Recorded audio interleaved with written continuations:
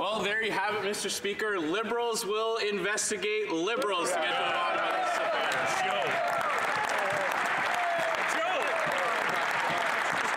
Former Liberal Cabinet Minister Anne McClellan. Maybe Sheila Copps wasn't available. Unbelievable, Mr. Speaker. And all for something that, according to the Prime Minister, was completely false. He said none of these accusations were true. But in order to prove that he could do the right thing, let the former Attorney General complete her testimony starting tomorrow at the Justice.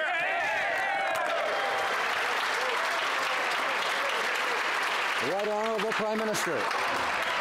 Canadians expect and deserve to have faith in the institutions and the people who serve in them.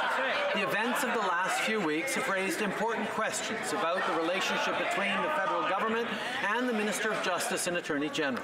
I'm therefore announcing that the Honourable Anne McClellan will serve as Special Advisor to examine these questions and provide independent recommendations to us. As former Minister of Justice and Attorney General and Deputy Prime Minister, she is uniquely suited for this role.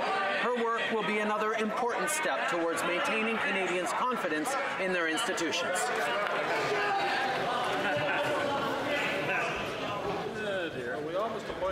Order. The Honourable Leader of the Opposition. Mr. Speaker, the Prime Minister is right. Canadians should have confidence in their institutions, but it's his actions and those around him that have eroded that confidence. Right. Now remember, on February 7th, the Prime Minister said that all these allegations were completely false. We then saw that 2 ministers resigned on principle.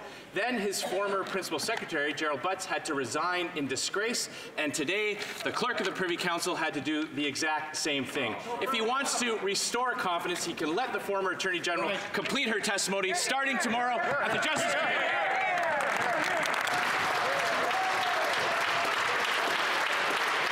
Right Honourable Prime Minister. Mr. Speaker, I've taken responsibility for the erosion of trust between the former Attorney General and my office. That's why it was important that the Justice Committee be able to hear key witnesses in regards to this matter. That's why we put forward an unprecedented waiver of Cabinet confidence and solicitor-client privilege. The committee has been meeting for 5 weeks, and Canadians got to hear all perspectives. The Conflict of Interest and Ethics Commissioner continues to look into the matter, and I've said from the start, the decisions related to the DPAs were always for the Attorney General and the Attorney General alone to make. Could have a shorter question period if members don't settle down.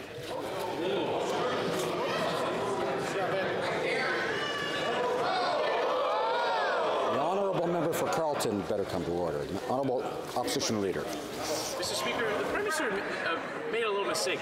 It's not the events of the last few weeks that led to the erosion of trust. It was the coordinated, unwanted, and sustained campaign of political pressure on the former Attorney General that eroded trust in institutions under his government. Now, other members have had the ability, other people have had the ability to come back to complete their testimony, but so far the Prime Minister is denying that right to the former Attorney General. She wrote a letter saying that this matter is serious and some questions remain unanswered. She can answer those questions if the Prime Minister lets her. Will he?